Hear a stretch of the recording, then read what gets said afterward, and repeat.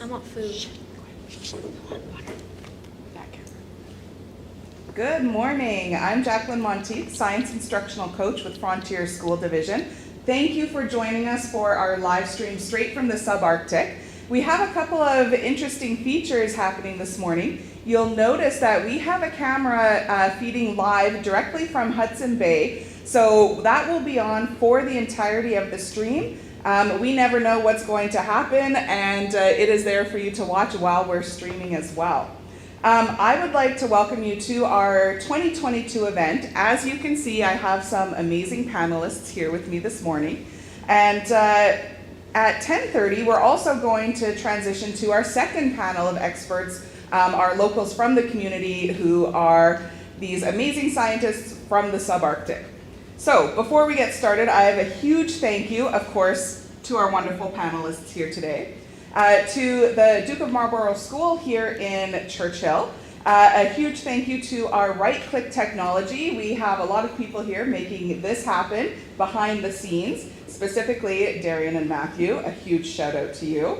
And also a huge thank you for our partners in this event. We have Parks Canada, the Churchill Northern Studies Centre, and of course Polar Bears International. So with that, we're going to get started with our amazing student panel. All right, so I'm going to start with Kirsten. I'd like you to give a nice intro to yourself, please. Hi, my name's Kirsten. I'm 12 and I like science because it's like fun learning about how things work. Thank you. We'll go ahead to Jackson.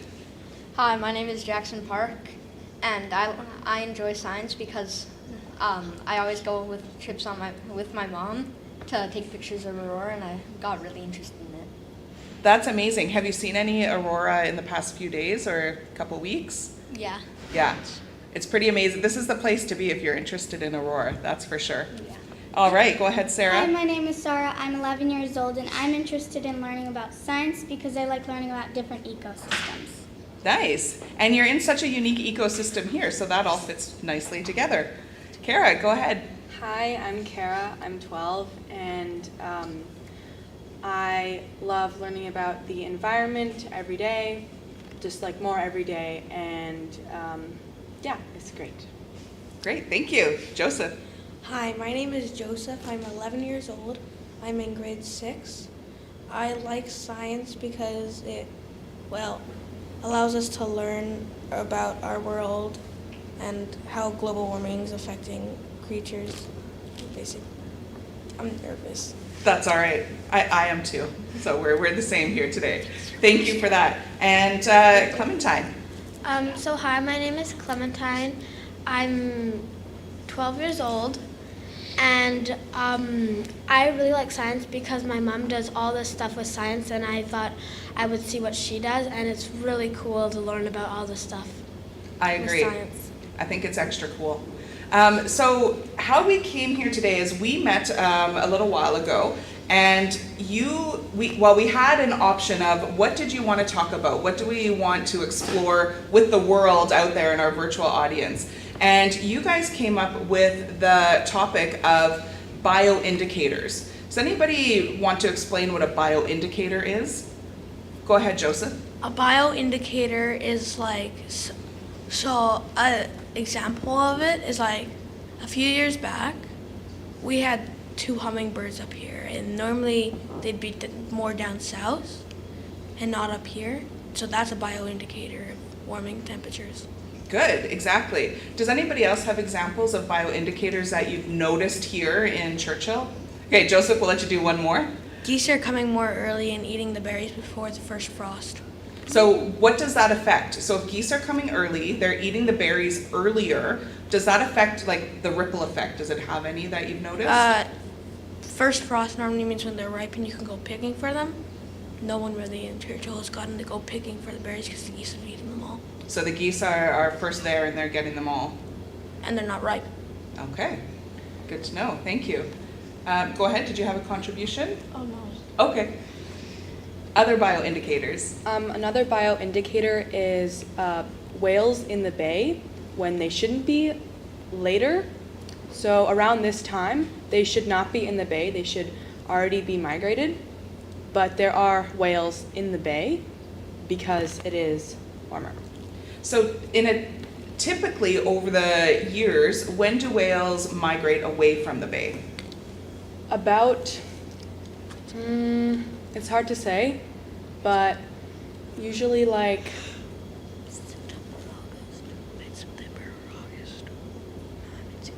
September or August. Yeah, like late August, early September-ish. And when was the last time that somebody observed whales in the bay this year? Go ahead. Like about maybe 2 weeks ago, a few of us came up here and we saw lots of whales. In early October. Mm-hmm. Wow. Yeah, go ahead. Yesterday, my dad saw whales in the river, and they shouldn't really be there at this time. Yeah.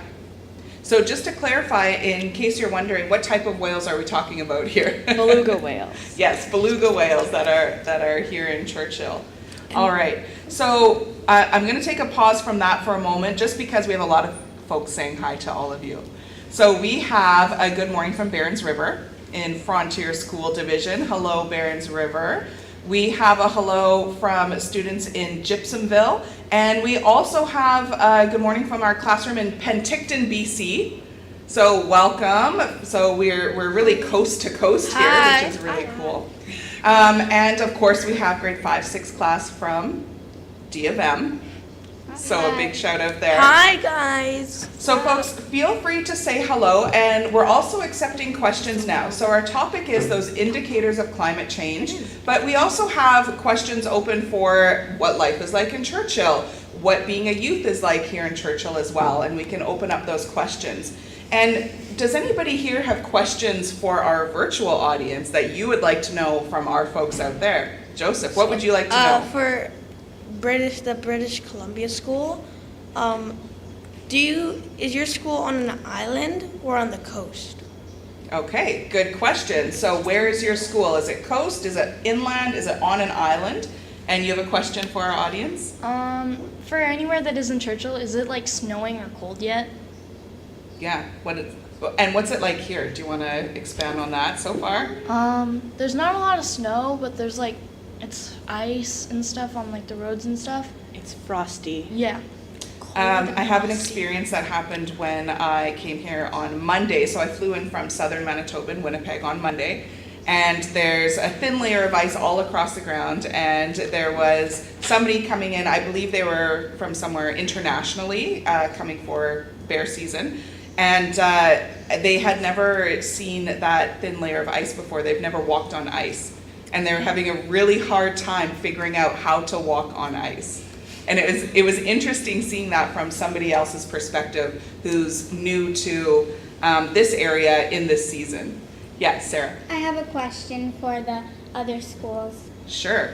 How do you see climate change affecting your environment? Great, that's a great topic, and I'll keep track here. So the questions are, what do you see happening in your communities that you've noticed as indicators of climate change? And also about you, what's the weather like? Where are you? And a little bit of information that way. All right, so we wanted to talk a little bit about bioindicators, or stuff you've noticed or experienced in your community. Jackson, do you have anything that you've noticed has different or changed over the years? What I've noticed is like a few years ago, we haven't really like a little while ago, there's like it was been like a rare occasion to like see an eagle. But I was talking with my mom, and she said like that she'd seen like way more eagles this year than she has like past years. Yeah. And like, yeah. Yeah, good. Go ahead. Like what Jackson said, now as the temperatures are rising, the eagles, the farthest place that they used to go was around Thompson, but now they're coming more and more north. Okay. Yeah, definitely something you would take notice of if you've never had. So now we have eagles and hummingbirds in a place where they never used to be. Joseph, and then we'll go to Karen. It's about what Jackson said about eagles. I had originally thought he said seagulls, but like I haven't seen seagulls at all this year. Not like a single one. So do you normally see seagulls A here? lot, yeah. And not this year? I haven't seen a single one. So I wonder why. Do you have any theories of why that might be? Go ahead. Because there's a lot of geese more towards town in the area instead of at the port, because the port hasn't shipped grain for a while, and that's kind of like disturbing what is supposed to happen. So I think they're kind of pushing the seagulls away because they're vicious. That's just my theory. It could be something different though. But that's what I've noticed. Yeah. Yeah, geese, I guess, are not very friendly anywhere. That might be a common experience with all of our audiences watching, for sure. So we do have a question here for our scientists. This question comes from Talon in grade 1 from Gypsumville. When did you become interested in science, or do you have a recall from, something that sparked you? We'll start with Clementine. So like 2 years ago, I'm pretty sure, Miss Goche asked a few of us to do Envirothon, and it was just so much fun that I just started really getting into science, and then I just thought it was really cool. And this warms my heart, right? Because all things Envirothon, that's right. Great. Joseph? What really got me into science was watching your and Simon's videos about chemical reactions and all that science stuff. So that's really what got me into science. Oh, and you guys are heartwarming me all over the place here. So what are you talking about? Who's this guy, Simon? Well, you said that today, apparently his class is supposed to be watching today, but he's your son. Yeah. And you had live streams on Facebook where you guys do experiments. Yeah, and explore all sorts of cool science stuff. So Simon knows you, you know Simon. We're Yeah. hoping to get him up here one day. So definitely a shout out to Lakewood School in Winnipeg as well. It's these sparks of attention. And do you guys know that what you're doing is inspiring our audiences out there as well? So now you're in the hot seat of being the role models and the mentors as well, and that's pretty awesome. So well done. Anybody else know that spark that started your interest? Sarah, we'll start with you I've there. always loved science, but when I started watching videos about climate change, I really wanted to do something because I can't sit and watch what's happening to the earth. Right. Were there any videos or information that you learned that really stand out to you? Well, all the garbage in the ocean. That's a big one. And you see those garbage islands and those videos of that. But recently I have seen some really cool technology that's dedicated to helping that cleanup process. But it's very discouraging that it's happened in the first place, right? All right, and Kirsten, you? I guess I've always just been interested in science at a young age. It was really cool for me when the chemical reactions and all that, seeing how the world is changing and stuff, how one summer it could be hotter and one summer it's colder, effects of climate change and all that. Yeah, absolutely. And it's interesting as you get older, how you start to notice that in your lifetime. And maybe you've started to notice some stuff as well already, which is why we're here. But you start to notice different changes that you can observe yourself. Joseph, go ahead. So about the garbage in the ocean. So I was watching a Mark Rover video, and he was using a robot, and he was reversing Mr. Beast to clean up the most garbage in the ocean. And this robot, so it would be set up in between two pieces of land, and then there was a escalator that pulled the garbage that floated near the entrance. Yeah. It pulled up, put it in a cart, and once it got full, they'd bring it ashore and then throw that out. And so it was pretty cool. Yeah, absolutely. So definitely advances in technology in recent years that are dedicated towards trying to help the health and safety of our planet. All right, we have some questions that we're going to get through here. We have a comment from Barons River, and their comment is that for them, winter road season is changing. So we know that we have winter roads in a lot of our communities here in northern Manitoba. And a winter road is a road that covers ground that's not accessible in the summertime. So ice roads quite often, or roads through rougher, kind of mushy terrain that freeze up in the winter. And yes, the winter road seasons are changing. So that's accessibility into and out of our communities that's getting shorter and shorter every year. And that's a great point. We have a question from Tanner, grade 2 in Gypsumville. Are there polar bears in northern Ontario and Manitoba? Would anybody like to answer that one? So I don't remember what the town was called, but just this morning, my mom said that there was a polar bear that had instead of going the coastline and how it would go pretend this is the map of Canada and know how they go over there. Yeah. It went down to where Manitoba and Ontario met. Yeah. So the community is Shamattawa. Yeah. And if you have time as an extension after this stream, see if you can look that up on the news. I think it was in a few different news sources here in Manitoba. But a polar bear, it was a little bit out of its ordinary pathway and was in the community, and I believe got airlifted out this morning back to northern Manitoba or possibly farther. All right, so next question. Oh, we have a good morning from Thompson. Julius in Barons wants to know, and maybe we'll re-emphasize this one, are there any whales in Hudson Bay right now? So we have 2 water sources here, so maybe we can explain the difference between the river and the bay and then what's happening. Clementine, go ahead. So I'm pretty sure that right now there are belugas. Because last week when I was over here, I saw some belugas. I'm pretty sure there's still some here. But yeah, I think they still might be here. Okay, Joseph? So, yeah, like CJ said, there most likely are belugas still here. If you look out here on the bay, you don't see really any.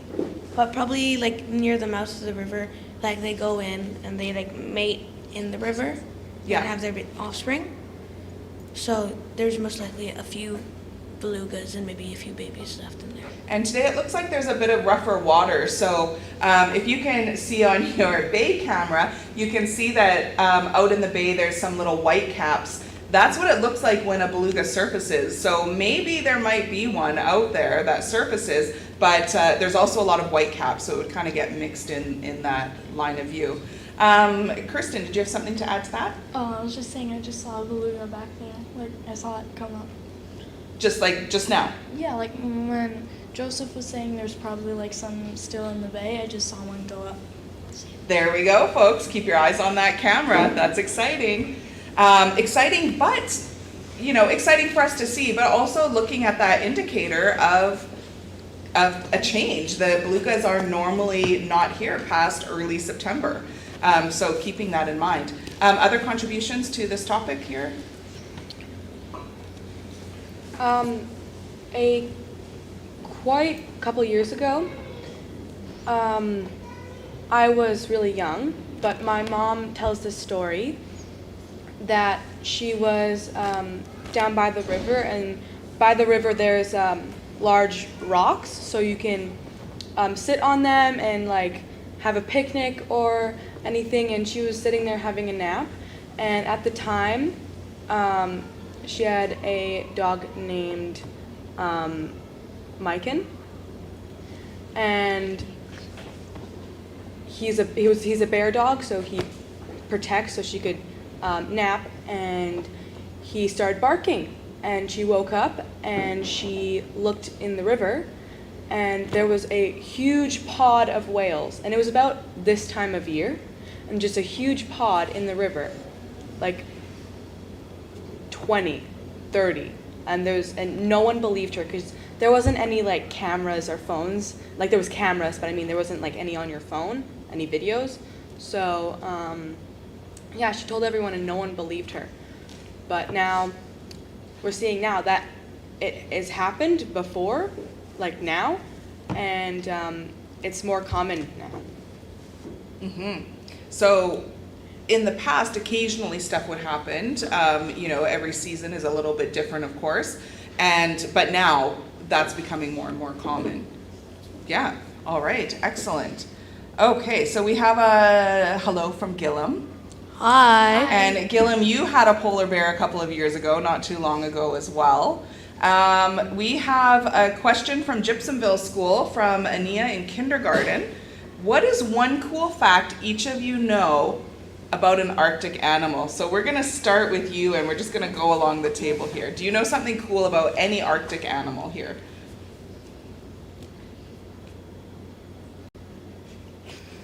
No. If you want, we can start the other way. Do you guys want to start the other way? Okay, go ahead. So Arctic foxes, I don't know if this is cool, but it's definitely happening.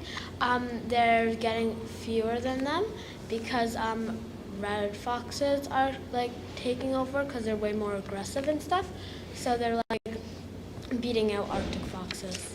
Wow, yeah, that is a cool fact. Joseph? So my cool fact is, I think this is a very common fact that I think a lot of people would know, but polar bears, their skin is black and their their fur is clear. Yeah, very cool fact. Go ahead. I have another fact about polar bears, that their tongues are purple. They're a dark purple. And in a lot of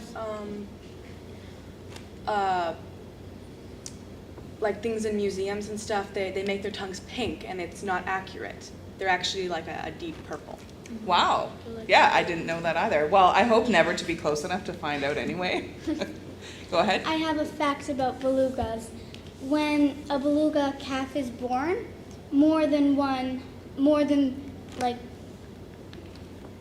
so not only their mom nurses them, so other belugas, female belugas, they actually each take turns nursing the calf. Okay, nice. Yeah, go ahead. Me? Yeah. I have a fact about Arctic tern. I feel like a lot of people know this, but Arctic tern are like very protective and aggressive towards people like getting near their nest and their eggs, that they actually dive bomb at them and like dive at them with their beaks. Okay, so I wonder who would win, an Arctic tern or a Canada goose? What do you think? Oh, A goose, yeah. big battle. Do you have a fact? Well, I would feel like most people know this, but I have a fact about belugas. You can see a baby beluga beside their mom because they're gray and they're like darker than the mom, but yeah. And then as they age, they turn into more of a white color. Yeah. And adding to Kirsten's, what she just said, when they're first born, they're actually like a cream color. So like, yeah, they're like coffee cream kind of, like a really kind of yellowy cream color. And then they get gray and then white. Okay, so building on that again, something that I have always found fascinating is the color progression of polar bears.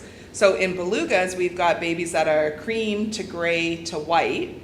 And what happens with baby bears? They're born very... Yellow? Are they?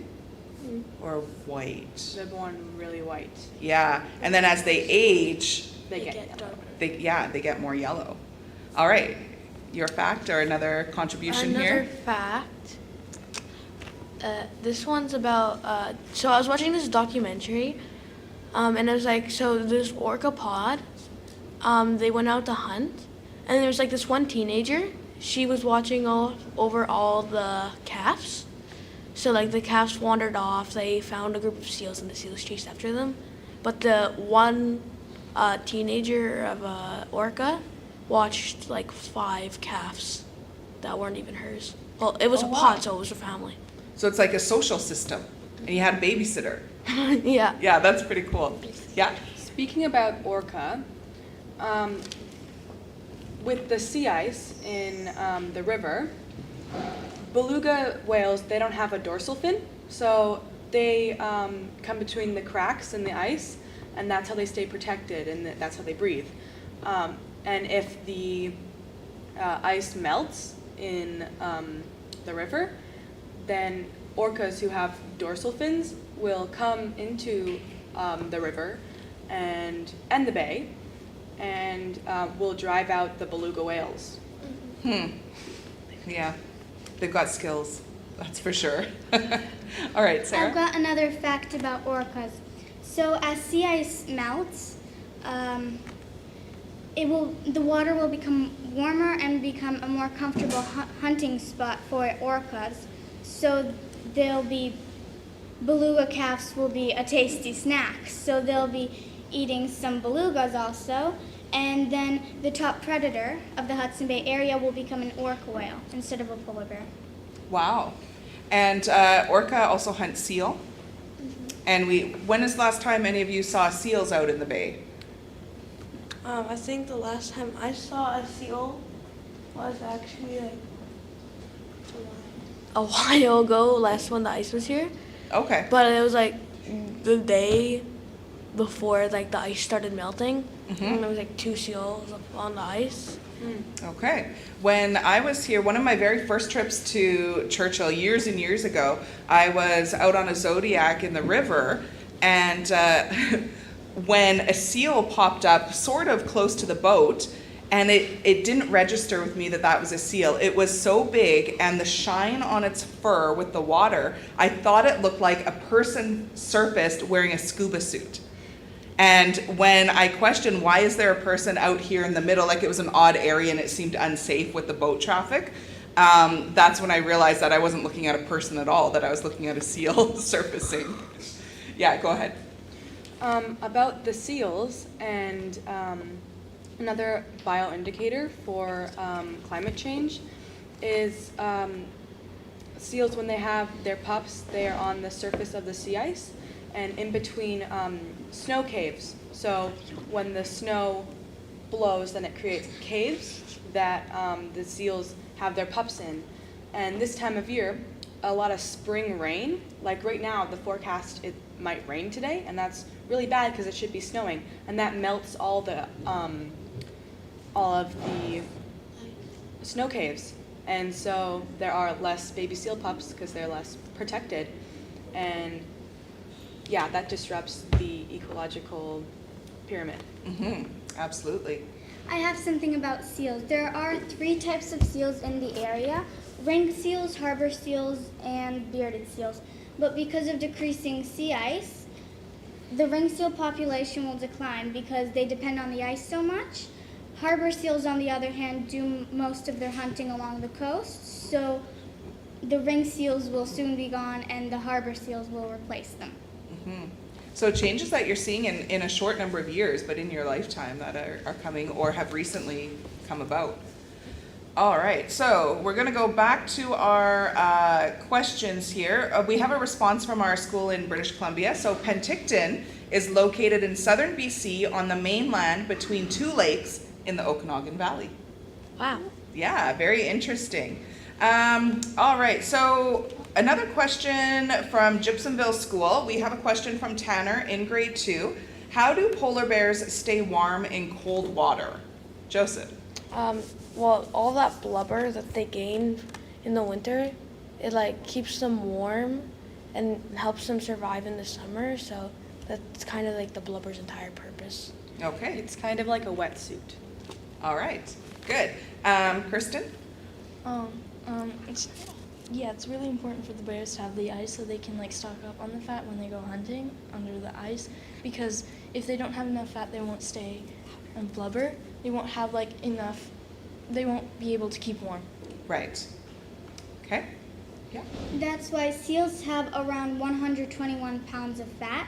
So that's why polar bears need to eat seals, so that they have enough fat to keep warm in the cold water. Good. Any other contributions to that? Got that one covered? All right, so folks, keep your questions coming in.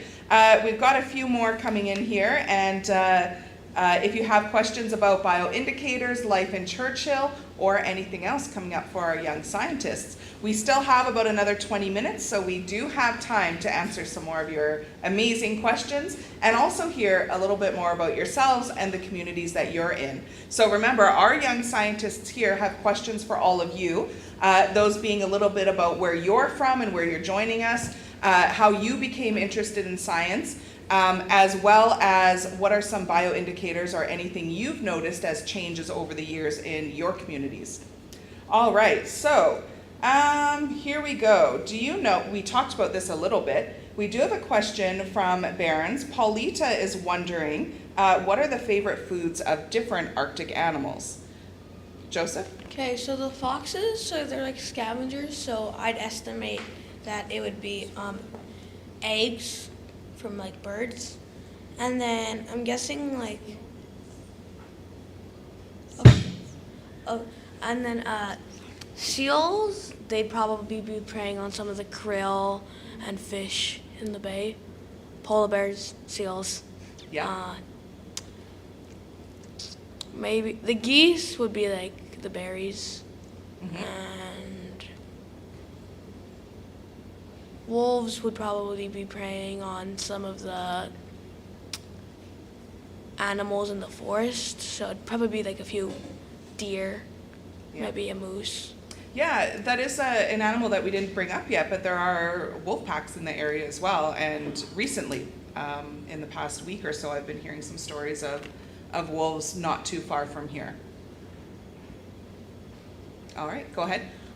So foxes don't only just like, they wouldn't only eat like just eggs, they can also eat like small rodents. Mm-hmm. And like they eat just like smaller rodents, eggs, yeah. All right. And does anybody know what happened here 2 nights ago? That a polar bear had a very special snack. Maybe Kara will go with you for this one. Some people keep chickens here for eggs, and a couple nights ago, a bear got into the enclosure, and it ate 2 of the chickens. Mm-hmm. That doesn't usually happen. Yeah. And I wonder if it was successful at that, if it will learn from that and come back for more. I wonder. Curious about Tonight. that. So we have a question here. What other animals are affected by decreasing sea ice? So we've talked a little bit about polar bears and seals. Anything else that you'd like to add? Sarah? Higher up north, muskox and caribou actually use the sea ice to travel between islands. So if there's no sea ice, they wouldn't be able to do that traveling. That's right. So it'll affect their migratory path or their own winter road. All right. Jackson, do you have anything? Other animals that might be affected by the decrease of sea ice? I'm thinking. Okay, we'll come back to you. Let me know. Yeah, go ahead. So most people know that polar bears obviously need the sea ice for hunting, but really it kind of goes deeper than that. Under the layers of sea ice, there is algae that actually grows, and it's really interesting because I didn't even know that.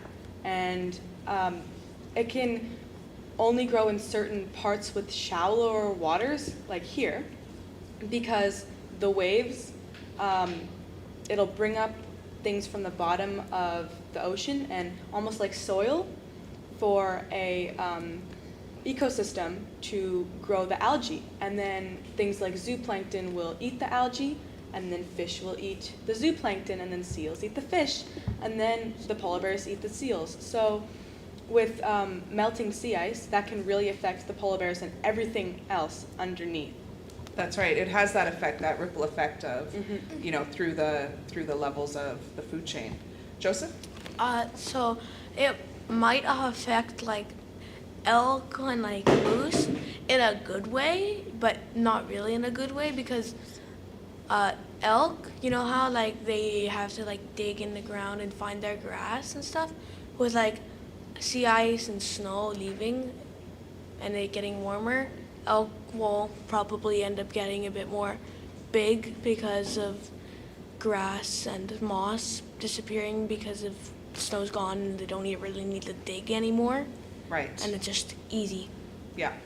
And then hunting might have to might move up a bit because elk will start reproducing a lot more because they'll be able to feed their young easier. And then maybe eventually the plains won't really be the plains, they'll be eaten. So that's a good point that you brought up as well, is that it could change like birthing cycles and population dynamics as well. All right, go ahead. There are a few reasons for polar bears to disappear as sea ice declines. One of the reasons is they will have little ability of reproduction. The inability of female bears to collect enough body fat due to a short hunting season leads to fewer cubs or none at all. Okay, I actually have something to add to that. yeah. What Sarah said about the shorter time that they can hunt. The polar bears, they're waiting for the ice, so their fasting time is increasing, and polar bears, male and subadults, can only fast for about 180 days. And before, they were fasting like about to like 1980 to 1989, they were fasting for about 107 days. But since 2005 to 2015, then they're fasting for 130 days.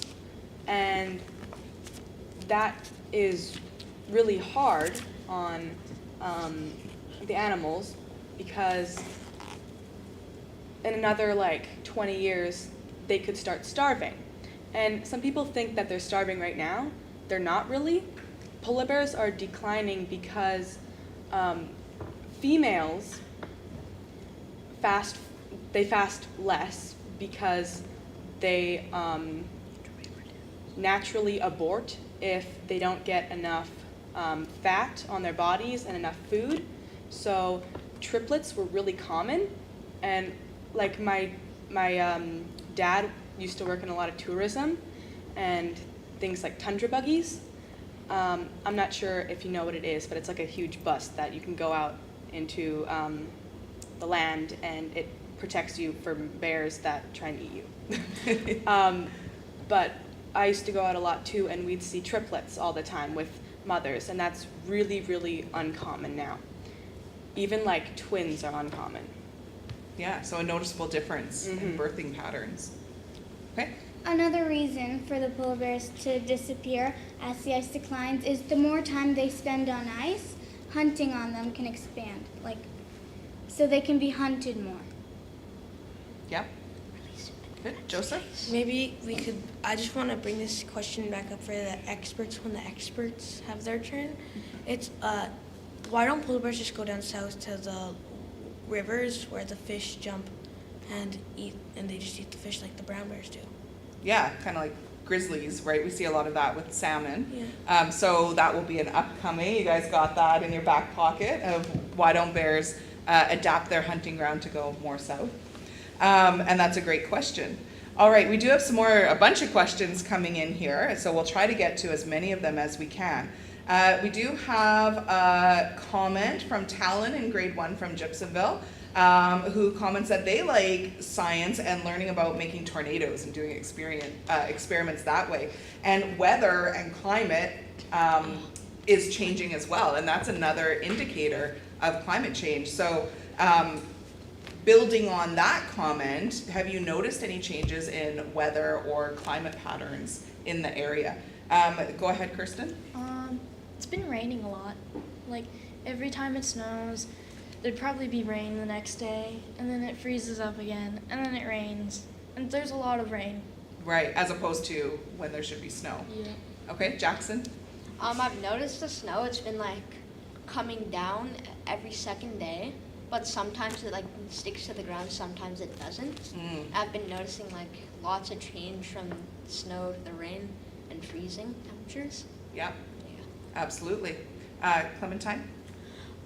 Usually, it would be way colder by now, but and there'd be like a lot more snow. But in the past couple of years, I know that the snow hasn't been coming as early, and it's been coming way later. Yeah. Like last year, it didn't come till Halloween, and so that's like a lot longer than it's supposed to come. Okay, Joseph? So like what CJ's saying, Normally, the snow, it'd be like 2 feet right now. And right now it's like not even an inch, basically. Yeah, kind of just a It's- sprinkling. Yeah, it's basically like it's just scattered everywhere. Yeah. Okay, Kara? I remember from like a couple years ago, and like when I was in like grade 1, it would like snow on the first day of school, and that never happens anymore. It's always like a week or a couple weeks in, Yeah. which is really weird to think about. Okay, Kristen? I've also noticed we've been getting like a lot of hot days. Like it'll alternate. Like a few weeks ago, it used to alternate. So it'd be like freezing cold, and you'd all be huddled up during like recess.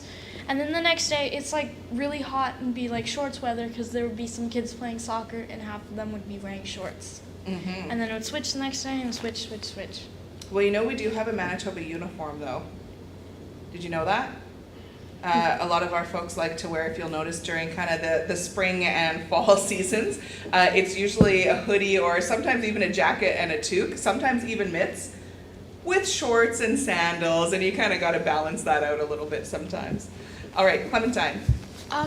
There'd usually be like a super thin layer of ice by now, but right now there's like no ice at all. And so you can see the water like clearly, but usually by now there'd be like a super thin layer of ice starting to form. Yeah. And it has been like Kristen said, it's been having like warm days and then cold days and then warm days and then cold days. Like tomorrow it's supposed to be 9. Wow. Yeah. Joseph? So speaking about like you know our uniform, our Manitoba uniform. So I went to this camp called Camp Ernest. It's a Bible camp, like a few years ago, and I was in the Explorer group. My counselor, his nickname was Shorts Everyday Stefan. He only wore pants 2 times that year, and that was during 2 blizzards. Those were the only times he wore pants. Yeah. Shorts every day. Yeah. All right. Okay, so let's go back to here. We have a question from Barron's. Carson at Barron's River is asking, do any of your parents work or family members work in science fields? So you mentioned your parent worked out on the tundra buggy. That's absolutely a scientific field. And also, my dad, he worked a lot with polar bear research when I wasn't born yet. And yeah, he did a lot for that, and he's actually thinking about going back to that now.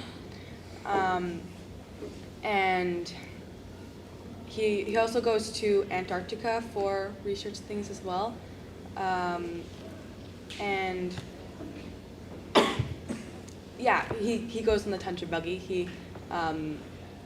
He's a buggy driver, and he's really wise about the land and stuff like that. Amazing. Thank you. Yeah. My mom, she actually works at Parks Canada, and she knows like a lot about like the land, berries, trees, flowers. She knows a lot about all that stuff, Excellent. and also animals. Of course. My Joseph? mom works for PBI, and she also used to work for the port.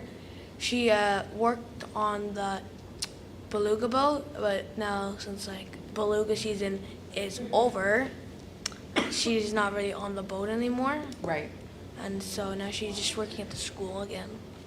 Okay, good. They're hoping to have her back next year, and she's hoping to be back next year.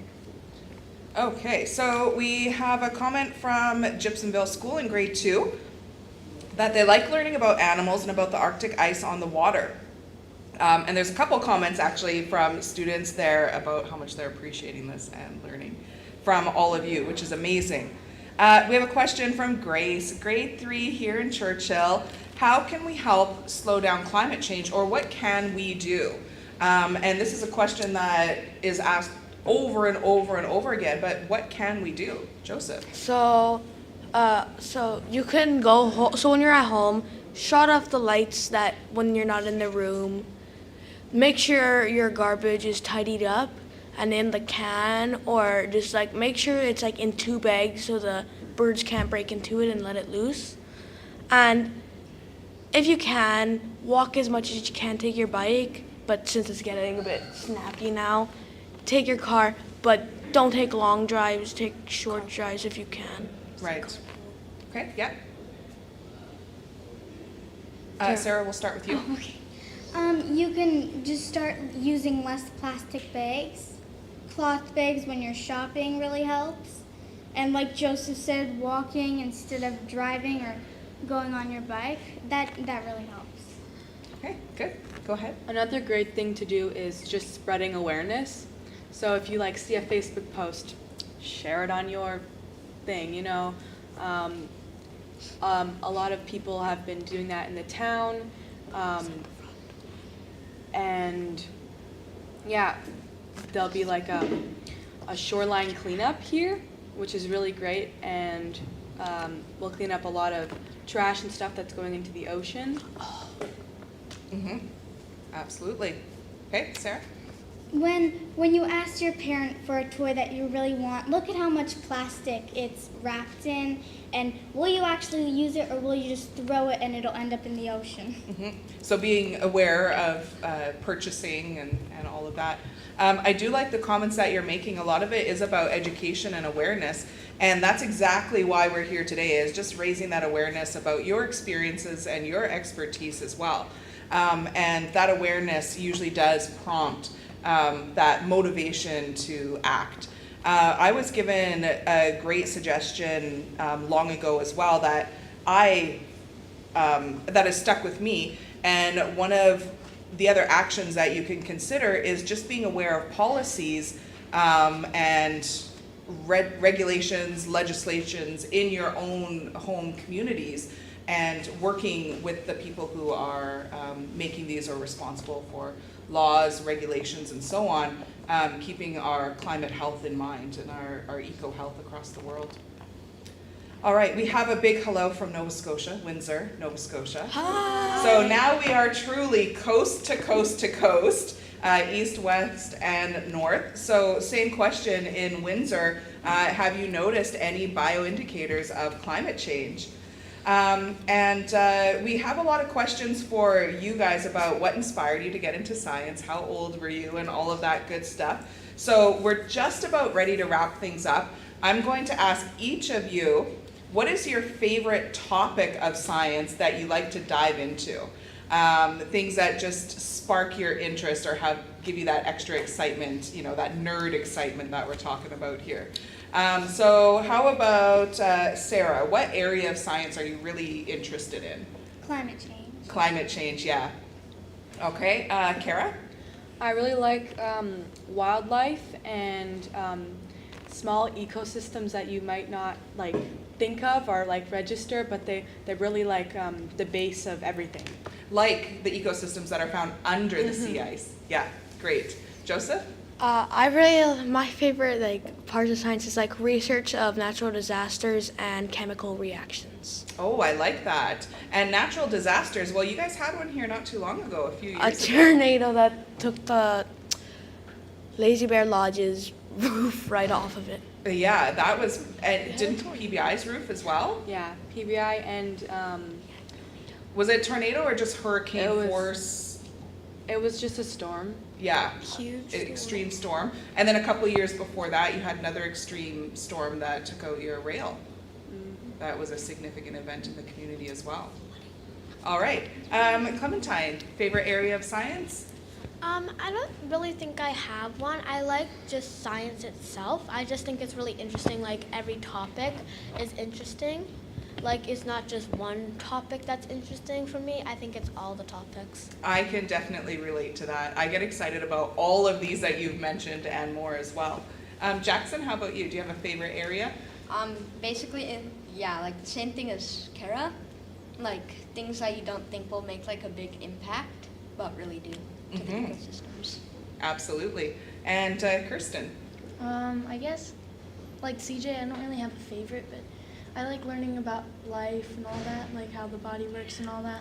Oh, very interesting. Yes, I agree with you.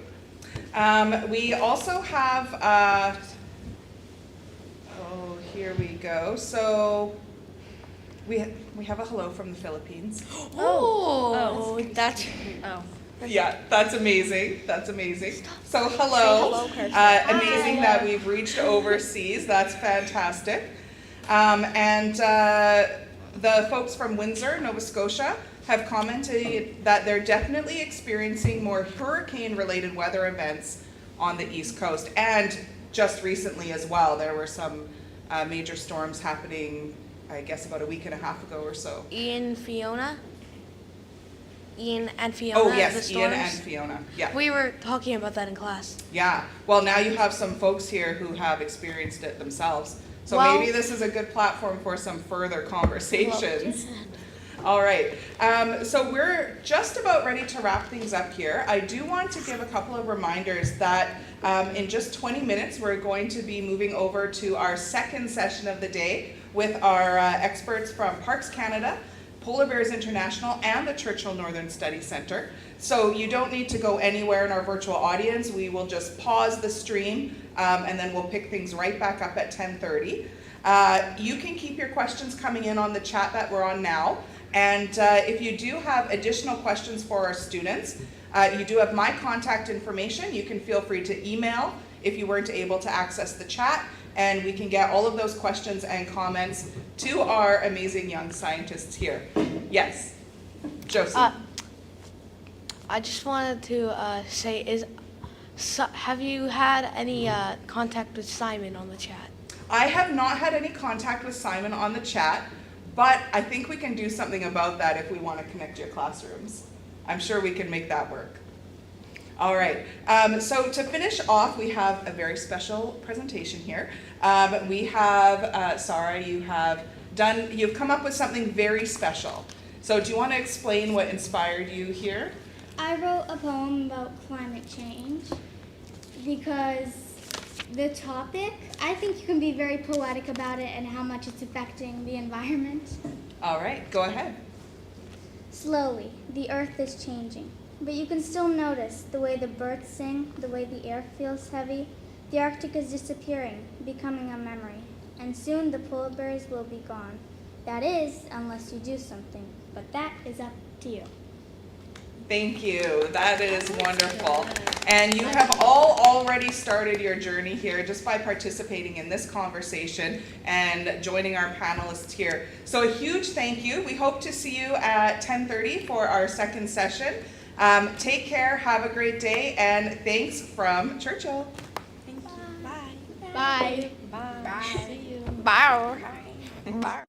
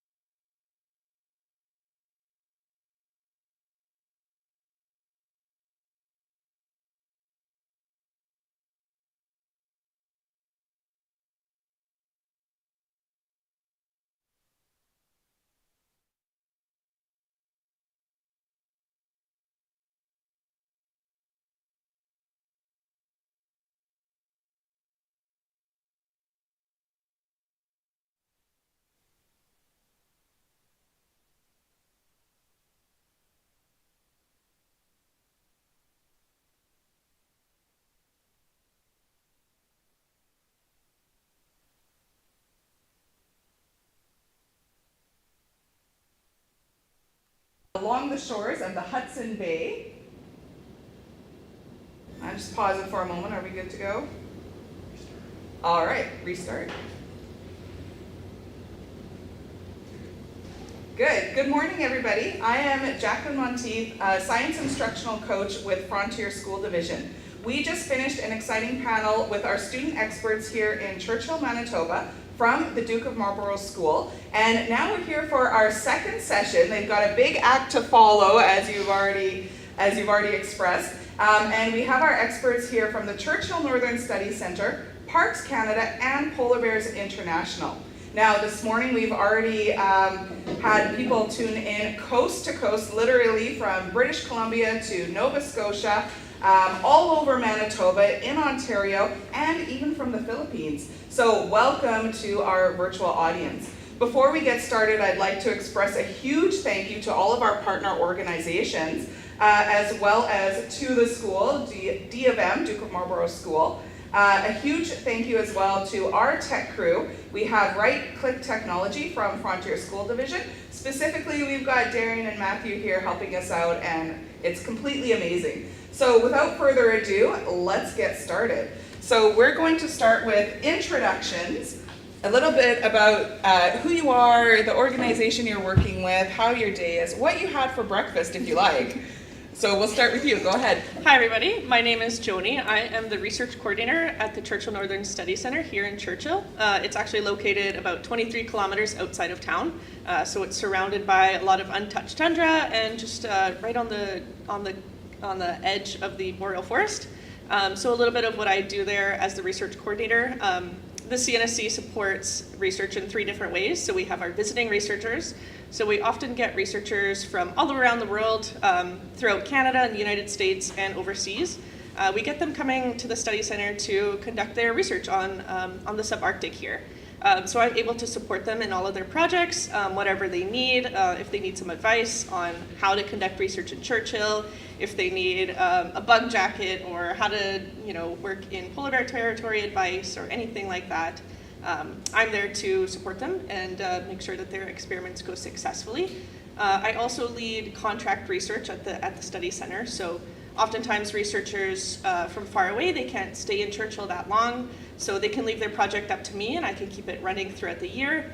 We have a number of different projects ongoing right there to this day. So we have a few that just automatically collect data and I just have to go reboot the computer. Anywhere from like air composition to geometric flux in the earth to studying auroral emissions. And it could be anywhere from just rebooting a computer to going out in the field every single day to help understand the Arctic. So we have a few different projects too that study not only like plants and under the earth, but the trees, the animals on the land, the birds in the sky, and even the atmosphere. So basically everything either has been or is currently being studied, and my job is just there to make sure it goes smoothly and successfully.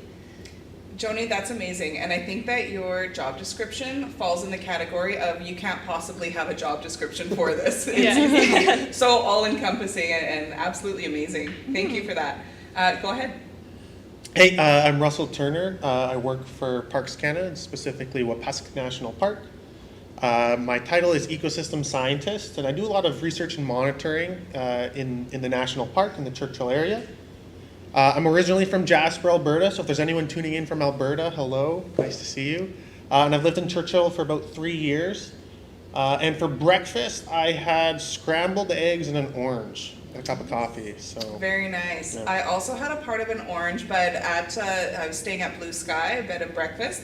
She also made polar bear pancakes, and it was quite delicious. All right, and go ahead, Joanna. Hi everyone. So my name is Joanna. I live and work in Svalbard. So it's Norwegian part of the Arctic, quite far up there on the other side of the Arctic Ocean. And I'm visiting Churchill as a staff scientist at Polar Bears International, so a non-governmental organization that devotes its work to conserving polar bears and throughout that the sea ice, so that the ecosystem that they really depend on. And I'm a biologist. I started working with ants and bees actually, and then looked at altruistic behavior, so why how come animals help each other, and how come they don't raise their own children, but kind of raise their sisters instead. So that was my entry into biology and my like little interest in the forest. And then I worked with wolves and brown bears, and then started to work a little bit more with behavior of carnivores. And then in my graduate studies, I moved to northern Norway, where I started working with polar bears and maternity denning. And that's where I actually met Polar Bears International. They were coming into Arctic, Norwegian Arctic with the project. And I worked with them since for 5 years. And it's my first time in Churchill. And I'm really happy to learn and absorb kind of what this ecosystem has and the knowledge people here have. And also very happy to share back and exchange whatever I can help with too. Absolutely. So just a little bit of background of what happened just before we came on is it's piggybacking on our student panelists today. So our panelists are still here off to the side, so you guys can say a big hello if you want to do a little cheer over there. So we still have our youth from Churchill, and we have another addition to the voice of what's happening, what you've noticed, scientific studies that you're involved in or aware of that have to do with those bioindicators of what's happening in our northern areas. So again, to our virtual audience, now's the time to submit your questions for our experts here, and we'll just keep going through them as the questions come in. To start with though, I'm going to start probably with you, Russell. What have you noticed or are aware of in terms of bioindicators, things that are a little bit different now that maybe didn't happen even a few years ago? So we heard some great examples from the youth of Churchill already about different bird species that are showing up in the area. And personally, I'm a huge bird nerd, so I spend a lot of my time outside with binoculars, walking around when there's no bears, looking for different bird species. And we're actually starting to see a bunch of different birds to the area that were never here before. Or maybe we're here but just once in a while, but now we're starting to see them more and more common. One of my greatest finds that I thought was super spectacular was last year I was driving back from the Churchill Northern Study Center, and I see this big white bird in the corner of my eye, and I slam on the brakes in the middle of the highway. Nobody else was around, so it was safe. And I hit it in reverse, and I pulled up, and I was looking at this big white bird that I had never seen before. And I was just sitting there scratching my head, and I was like, what the heck is this thing? So I go home, I get my camera, and I go back, and sure enough, it's a great egret. And those are super, super rare this far north in Manitoba. Their actual northern range is southern Manitoba. And so there was this huge great egret sitting just in a pond just outside of Churchill. And just that's one example of all these other different bird species that are coming up to this area that maybe were never here before, and people are starting to see them more and more often. So for me, I'm noticing a lot of different birds and new birds to the area. Mm-hmm. So that's 3 strong examples. We earlier talked about the increased presence of hummingbirds, eagles, and now your experience as well. And I'm sure there's plenty more, that people have noticed. And yeah, that direct observation, it must have been shocking in the moment. Definitely, for you as well. yeah. All right, Joanna, what about your experiences with bioindicators that you've known in the north? I know you're new to Churchill specifically, but... I actually saw a great heron the other day in the tundra, and I heard it's not so common. I was like, I know that bird. But, well, it's a big question because where I live, again, in very northern part of Norway, things are changing the fastest than any other area of the world.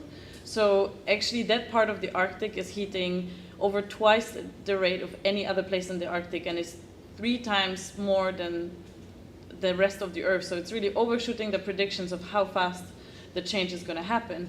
And since it's also marine-based ecosystem, everything is so tightly connected that really the ripples of those shifts that are, just to do with the warming temperature are really going all over the ecosystem. So the one major kind of difference is how the sea ice is forming or disappearing. There's much less sea ice, and that means that actually the sea ice algae, so the plants that grow underneath the sea ice that you guys talked about earlier, they are actually they're forming in different proportion to each other, so it has ripple effect to all the other animals that are eating from it. Also, there are species from southern areas coming in, similarly to here. For example, Atlantic cod is taking over areas that Arctic cod would be living in. And there is a difference. You could say fish is a fish, and if a seal eats a Atlantic cod, it's still a meal. But actually, the Arctic cod, since it's feeding on a very specific type of food that is very rich in fat that is only found in the Arctic, it's actually very, very nutritious.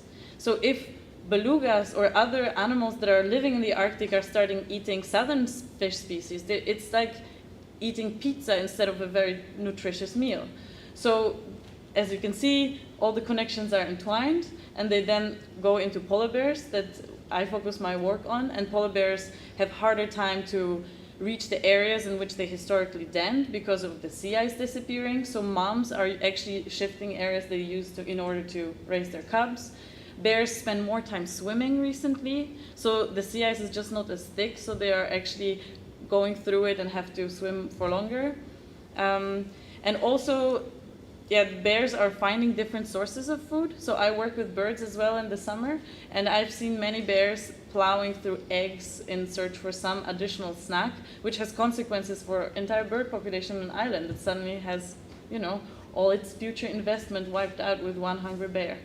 So there's many, I can talk about it a little more later, I'm sure it's going to come up, but you can see that, it's an interconnected ecosystem, and all parts of it are actually moving pieces, and it's really, really kind of overwhelming to try to, pinpoint one thing. Mm-hmm. And that's a great point that you brought up, is that it is all interconnected. There's all these little pieces of the puzzle, and it's a big puzzle to put together, but there's those common factors of climate change. Yes, absolutely. All right, and Joni, your experiences? So kind of playing off what Joanna and Russell kind of talked about, just like seeing animals moving into habitats that they aren't normally in. So I believe it was early in July.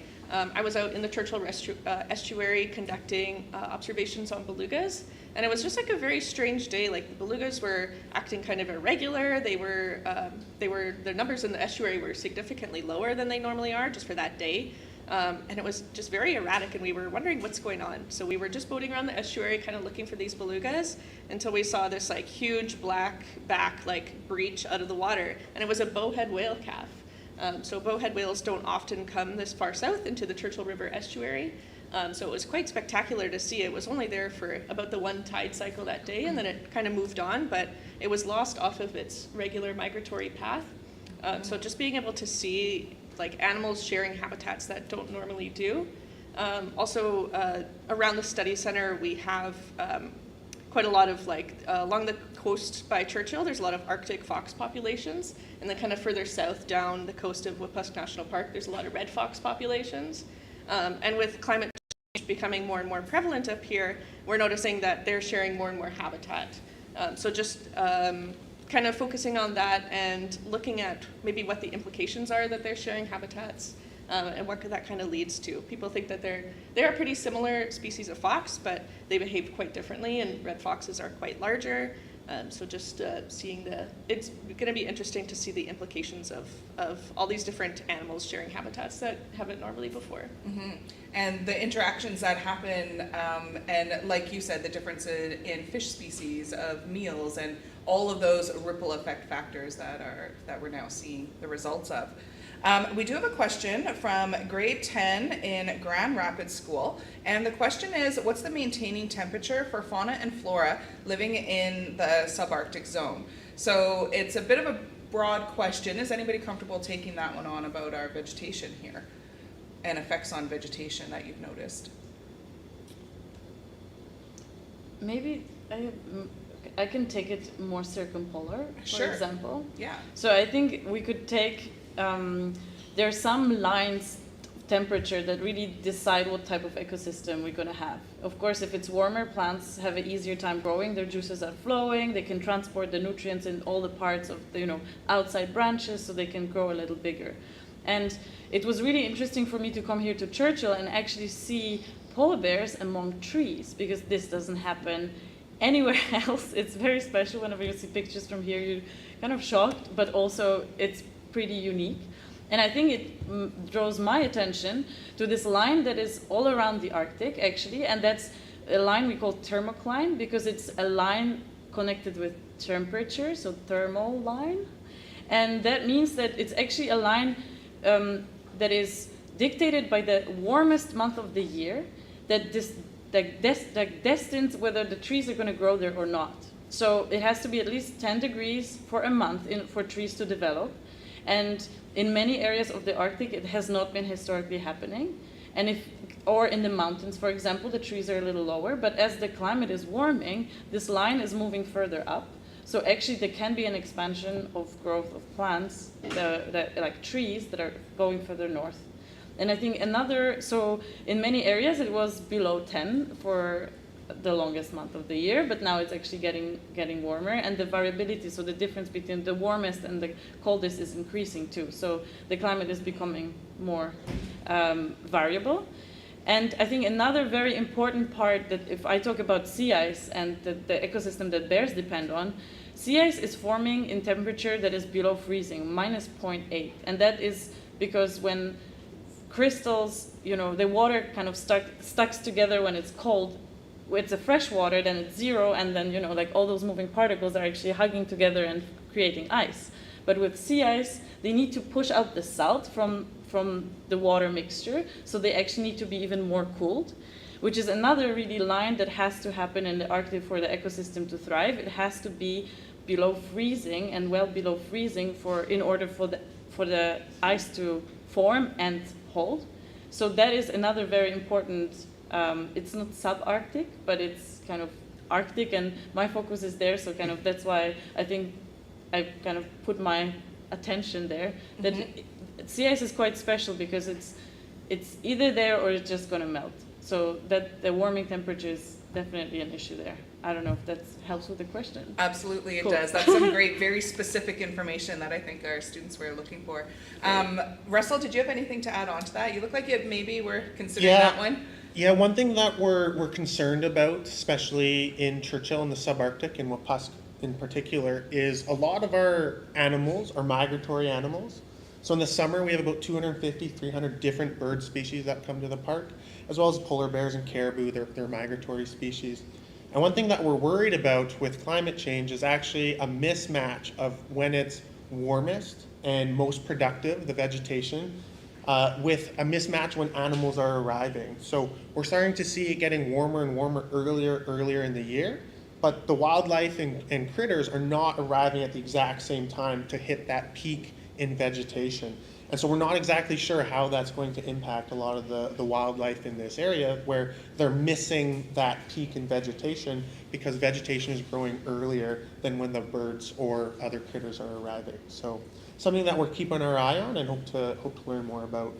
That reminds me of one of the comments that our student panelists talked about earlier with the geese that ate the unripe berries, and then there were very little left for people. So it affected people in their harvest of berries as well.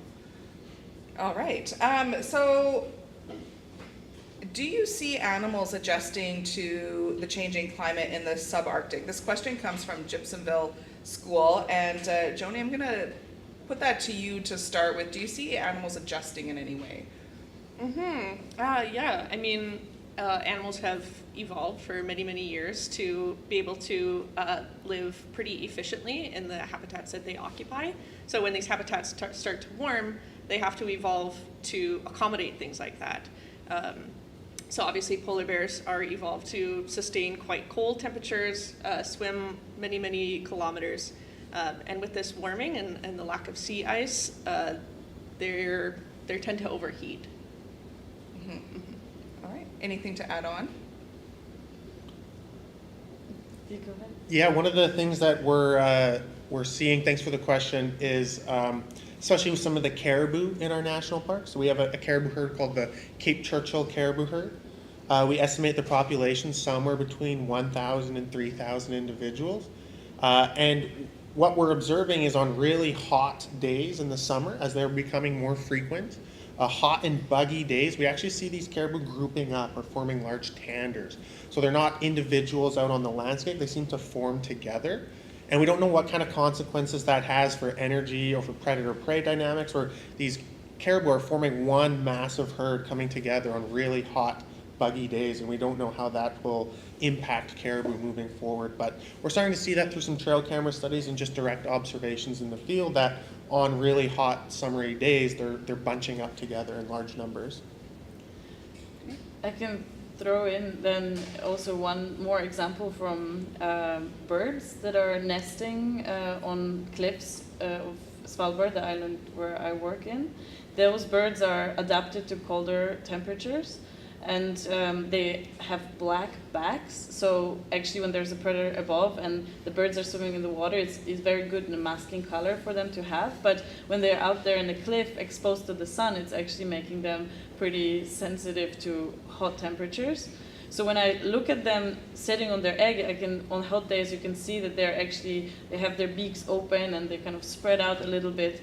But there are studies from other places in the Arctic too that show that on very hot periods of times, those birds actually have to abandon the egg and go cool in the water. So it can have consequences for how well the eggs are guarded, and gulls can pick them up. And so one more example of how some of the animals are simply overheating and have to cool down. Mm-hmm. Thank you for that. We do have a question from Father Fenelon School in Pickering, Ontario. They're asking for a definition of where exactly is the subarctic, and we touched on that a little bit already, and also what types of animals live in the subarctic, aside from our most popular guests that we talk about here today. Well, I'll talk a little bit about Wapas National Park, and so we are a subarctic national park, just over 11,000 square kilometers of a protected area. And we're really at that transition zone right here in Churchill, where we have boreal forest just to the south. We're actually in the Hudson James Bay lowlands. It's the third largest wetland in the world, behind the Amazon rainforest and the Siberian wetland. I forget the name right now, but we are the third largest wetland. And then just to the north, kind of in the northeastern portion of our park, we have a beach-rid tundra ecosystem. So we kind of have that forest to the south, that subarctic tundra in the middle, and then more of a tundra ecosystem to the north. And the main driver of that is really actually permafrost. So towards the south end of the park, we have discontinuous permafrost. So if you think of like a checkered board, we have some areas where there's permafrost and some areas where there's not. And then as we move further north, we hit this permafrost line where it becomes continuous permafrost. And so I guess that would be a good indicator of subarctic zone, where we have some areas with permafrost and some areas without permafrost. And that's a main driver or a bioindicator of our park is actually the permafrost below the surface. Thank you. I have a question that I'm always curious about, and because this continues to fascinate me, and it's a perfect addition to this question, is in Wapas, it's actually the park of three bears, and people don't often have that awareness. Do you want to talk about the three bears of Wapas? Sure, yeah. A really exciting find over the past couple years is Wapaska is potentially the only area in North America where we have all three bear species overlapping. So Churchill and area is most famously known for our polar bears that congregate here every summer. But we also have year-round black bear residents, and that they can also be found in the park. And then interestingly, over the last several years, last couple decades, we've started to see more and more grizzly bears returning to the area. So in Manitoba, they're actually listed as extirpated, meaning they used to be here and then they left. And now we're starting to see every year, on using trail cameras or people just seeing them in the field, a grizzly bear here or there, a grizzly bear here and there. And we actually have trail camera photos from the exact same location of all three bear species in different years. So we know that black bears, grizzly bears, and polar bears are actually using the same habitat. One thing we don't know about grizzly bears is, are they denning in the area? Do they have family? Do they have cubs, mom and cubs? Is it just lone males or lone females? And that's some of the new and exciting research that we're trying to figure out is, we're starting to see grizzly bears, but are they just coming in year after year? Are they staying around? Where do they go? What are they eating? We don't really know. So it is one of the exciting parts of work in this region right now is we do have all three bear species right here. And we could do a whole session on one of my also very favorite topics, the pizzly and the growler. So we'll get to that another time, but just putting that bug in your ear, I love finding out new information about the cross species and all of that cool information. Joni, I'm gonna ask you the same question. Do you notice kind of in your area where you're studying those subarctic transition zones, and also what different types of animals are in your area? Yeah, so to the original question, kind of marking the boundary of subarctic is pretty hard to say. There's no like distinct line that spans across Canada. Right where the studies center is located is within the tree line of northern Canada. So the tree line is about it's not like a distinct boundary. It spans about 60 kilometers north to south. So it's just this kind of range across northern Canada that distincts kind of the transition zone between boreal forest and tundra, and as well as the marine we have here in the Hudson Bay.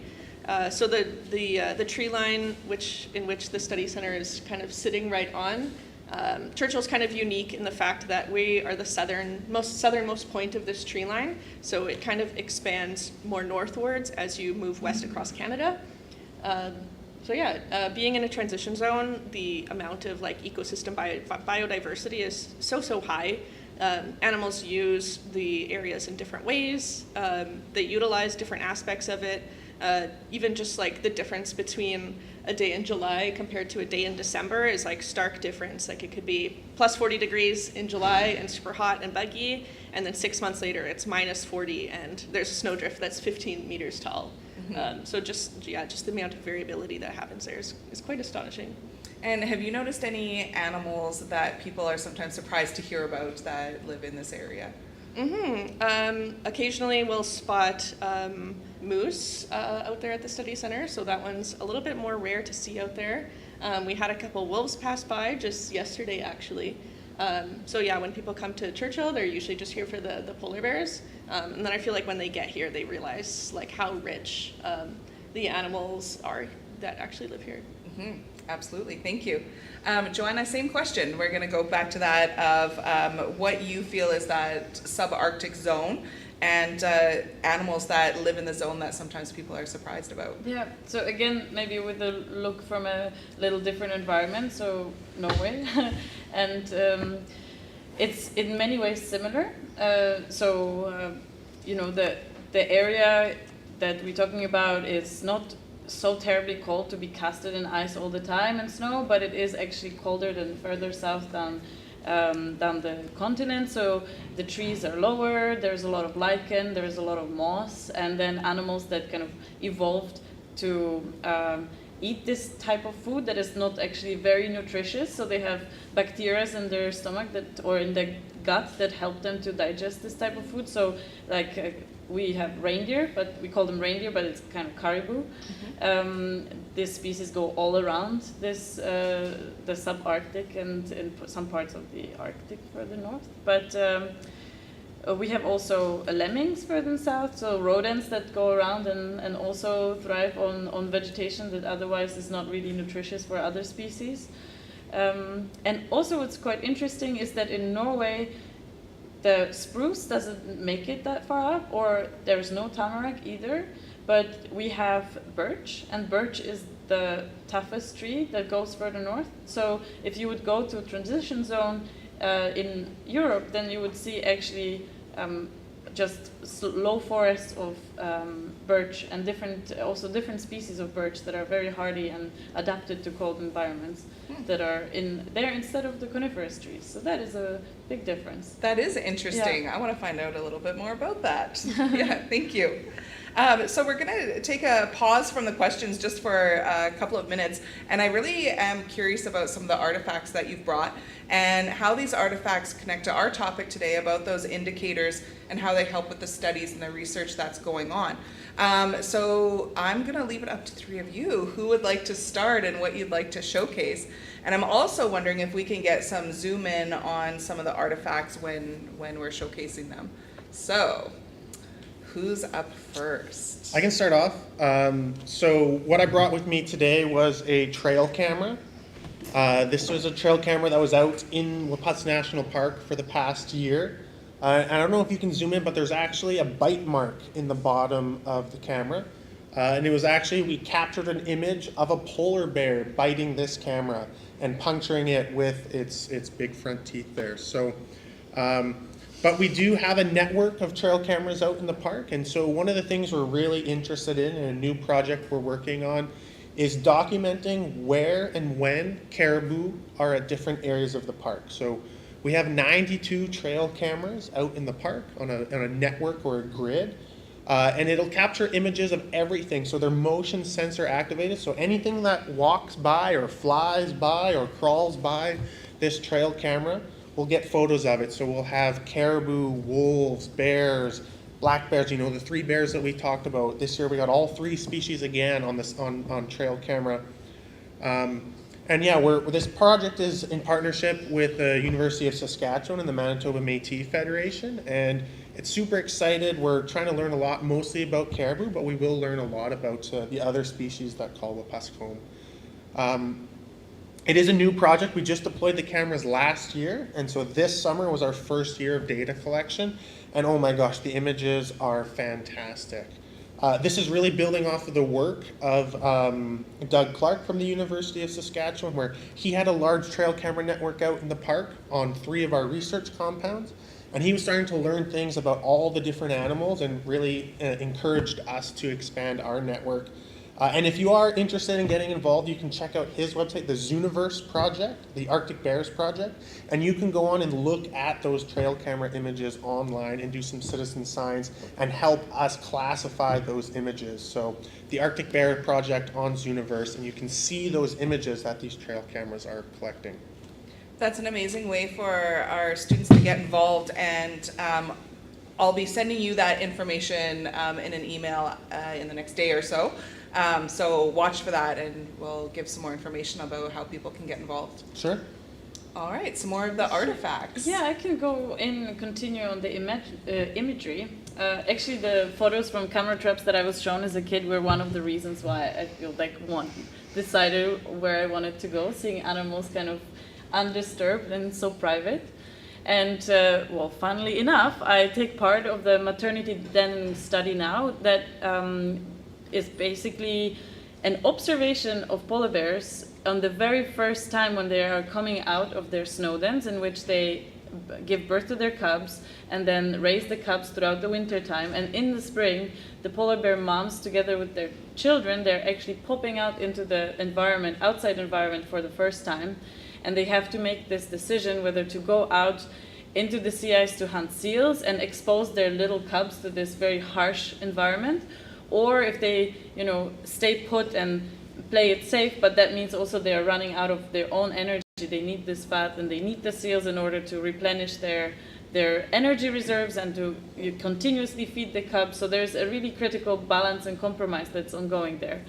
And with the climate change coming in, actually the denning period for polar bears is shortening, and we're trying to understand all the pieces of the puzzle. And one of the very valuable things that allows us to do that is actually camera traps, or that are working similarly to the ones that were just shown, but record footage all the time, continuously.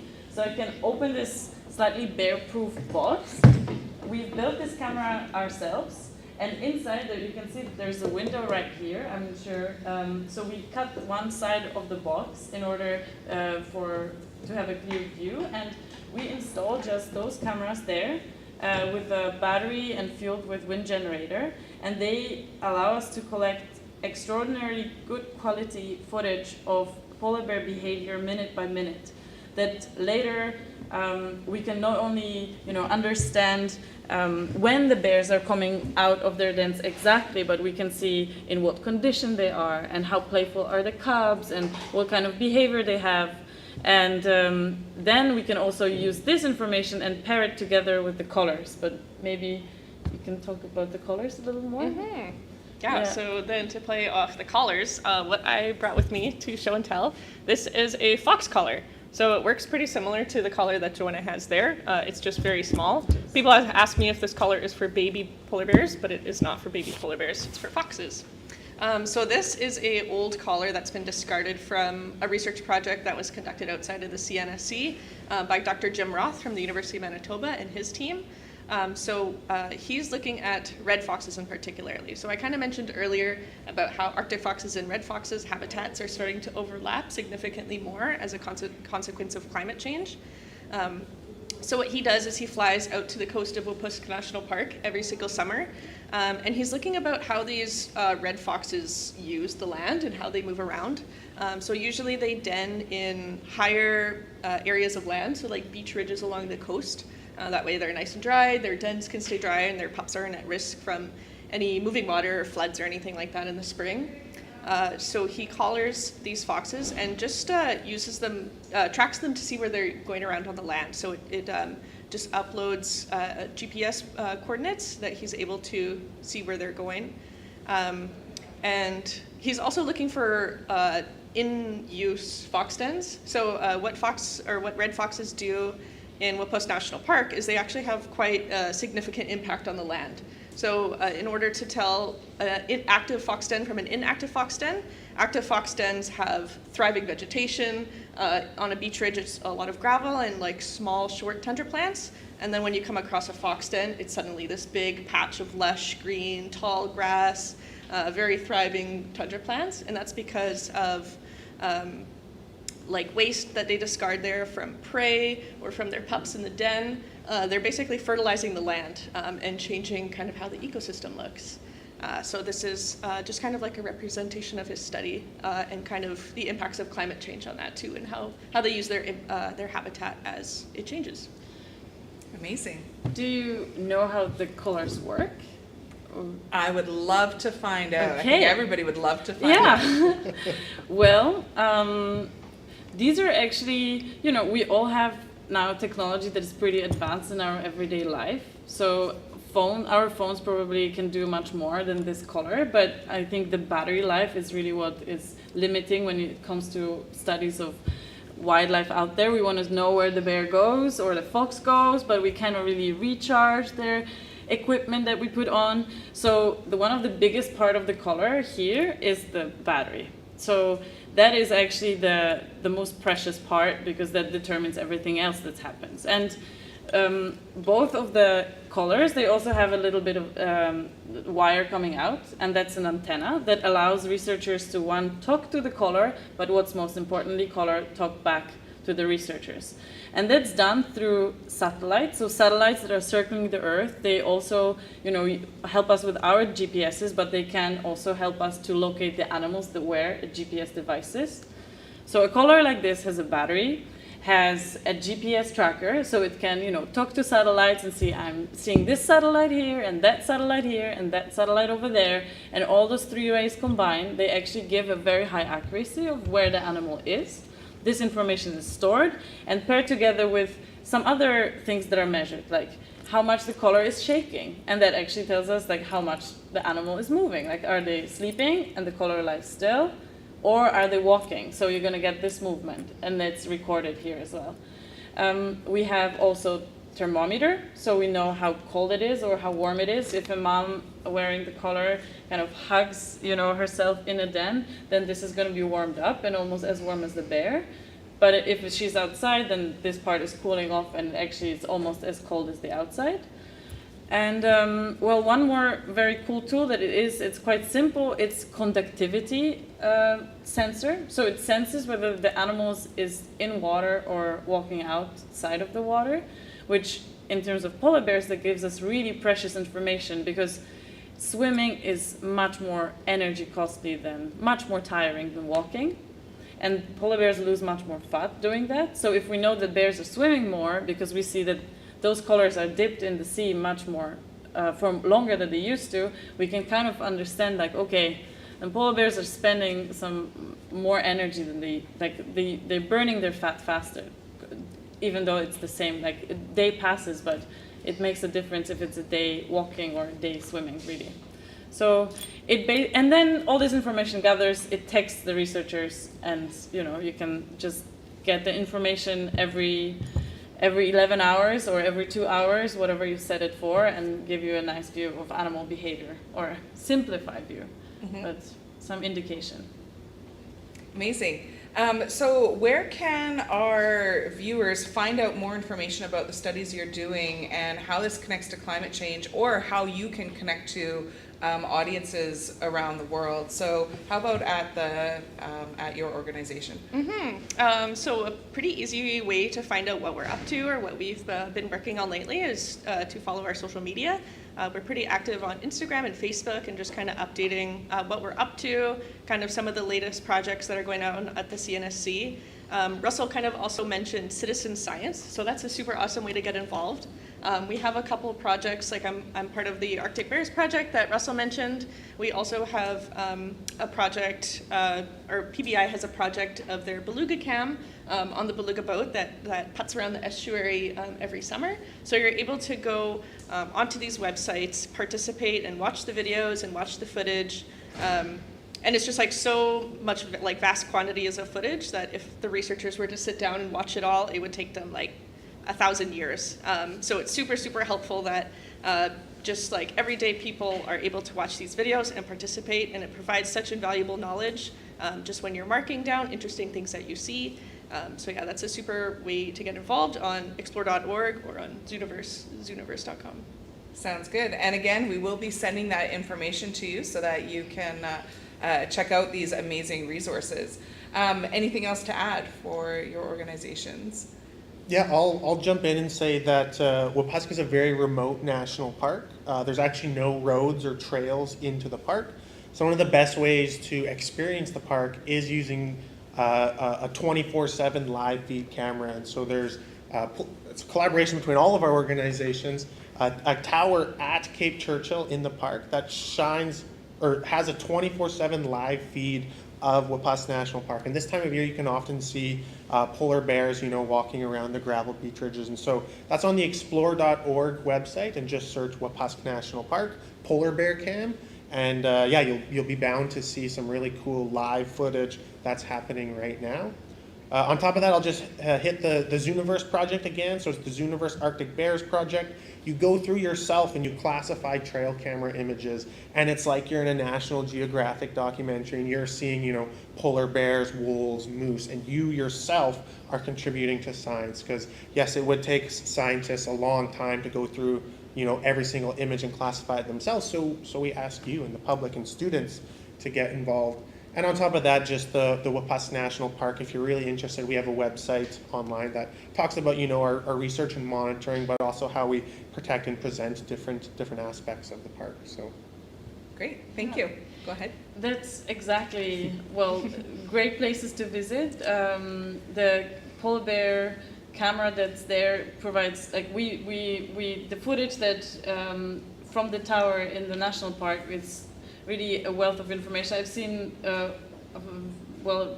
pack of wolves resting by the tower recently, and hares and birds, but also polar bears. And you can see we have additional polar bear cameras that you can watch. There's one going out with a tundra buggy, so that's our research kind of educational vehicle that goes out into the tundra, and we stream also images from that vehicle live. So that's another cam that you can check out if nothing is happening on the near the tower. And one great tool also to understand a little better polar bears here at Hudson Bay is a polar bear tracker. So the cameras that are out there on the animals, they send the information to the researchers that later share this with the public. So we have kind of a map of the area with latest tracks of polar bears that wear the device in the area, and you can see how they start, moving out into the sea ice as it's going to form and what they do there. So that's another great tool to kind of get a little closer to their environment. Okay, and we do have a question coming in. Are there any callers with cameras? Yes. Like the GoPro, I guess, the GoPro of the animal world. Yes. It's actually, some of them are on polar bears. It's Anthony Pagano from San Diego Zoo Wildlife Alliance is leading this study. And it's extraordinary footage that provides really not only a lot of information about how often bears are hunting or how they are hunting or how they meet each other out in the sea ice, But to me, it really transports me into this unique environment that this animal is so adapted for, that you can actually, play a polar bear simulator and see what his or her life, because it is on colors, I can come back to it, looks like. So it's extraordinarily touching, and I think it really builds this emotional connection that is invisible, but it really drives our work in the end. Like, it's actually about how you translate this awareness and respect and awe and love into, learning what the animals are doing and how to best conserve their lifestyle. Thank you. And do you have experience with collars with cameras? We just hosted some researchers that were kind of raving about this new technology of the cameras with the collars. Yeah. So like Joanna briefly touched on, it's just following female bears. So male bears you can't actually collar because their necks are too thick. The collars will just slip right off their head. So adult female bears is what they usually collar. And just being able to like see from this footage, like up close and personal, like bear relationships, and being able to like actually record new behaviors is like pretty breakthrough science. It's super cool. That is amazing. And I love how you guys light up when you're talking about this too, because it is groundbreaking and new and exciting for everybody. So I have a question stemming from our conversation a little bit earlier. I would like to know, what is your favorite animal and why? So Russell, I'm going to start with you. My favorite animal, hands down, is the common eider sea duck. So it is. It's the largest duck in the northern hemisphere. It's a complete circumpolar, so it's found around all the subarctic and Arctic regions around the world. The males are this white, black, green contrast, absolutely beautiful. They're large white male drakes, and the females are this brown, black, little kind of C's for common eider on their feathers, and they're absolutely beautiful bird, breathtaking to see. And they're my favorite animal because they have a combination of skills that not every critter has. So they're a duck, so they can fly. They can also walk. They're not great walkers, but they can walk. And they actually eat mussels off the seabed floor, so they can swim as well. And so they're one animal that can fly, walk, and swim, which most, can only do two. But, this duck can do all three, and it's absolutely fantastic. Beautiful bird. Check it out. If I had to be an animal, I would be a common eider sea duck. So, Nice. Yeah. Nice. Jody, your favorite and If why? I had to be an animal, I would probably be a beluga whale. So ever since I was a kid, my favorite animal was the beluga whale. Probably just based off the song Baby Beluga, or I had like a beluga stuffed animal or something. And ever since then, I've just been like completely captivated by them. So now an adult, being able to spend a lot of time with the beluga whales here in Churchill is super, super special, and getting to know them like on a super intimate level as well. So spending as much time as I do in the Churchill River estuary and starting to be able to recognize certain belugas that maybe I saw a couple days prior is pretty remarkable, considering there's upwards of 5,000 belugas in the estuary sometimes. But yeah, they're so graceful, but what I love most about them is when they're not graceful. So Beluga Neonates, which are baby belugas, they're my favorite because they haven't quite mastered the art of like sailing through the waves as adult belugas have. So they just kind of like flounder around and kind of stick their head into the water.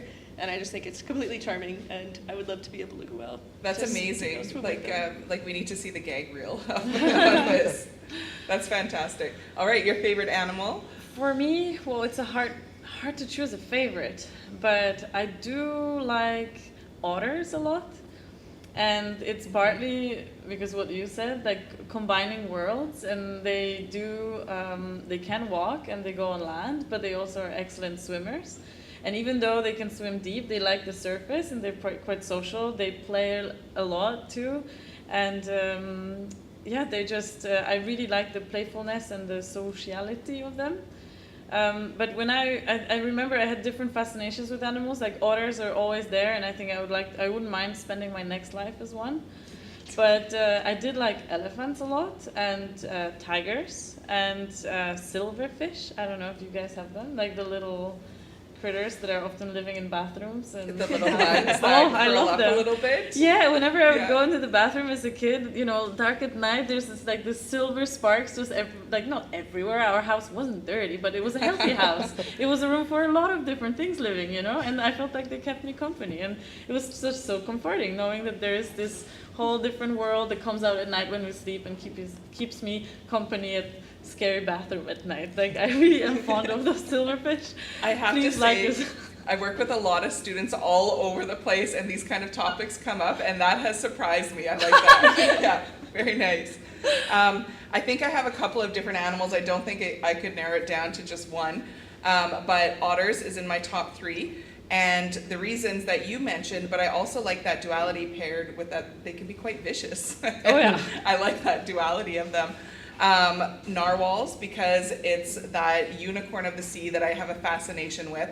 So if you need any educational assistance going up on any narwhal expeditions that you hear about, you just keep me in mind, okay? That's the deal here.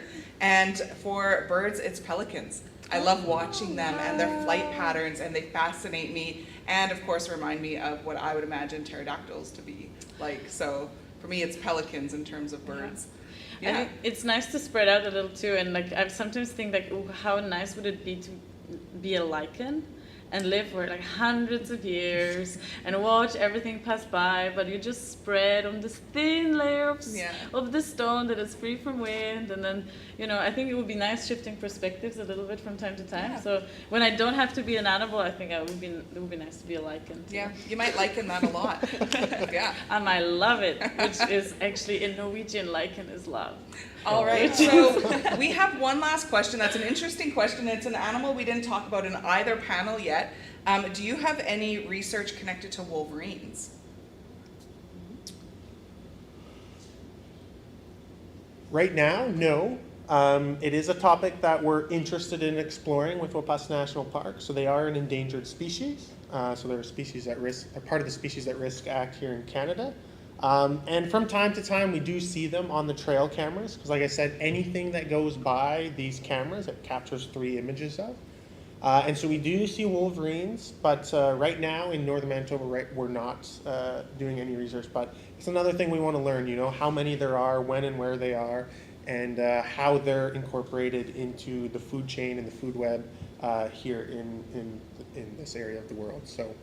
Right now, sadly, no. They are a ferocious beast, and I've only ever seen one in Churchill, so I would love to learn more about wolverines. All right. Anything else to add on there?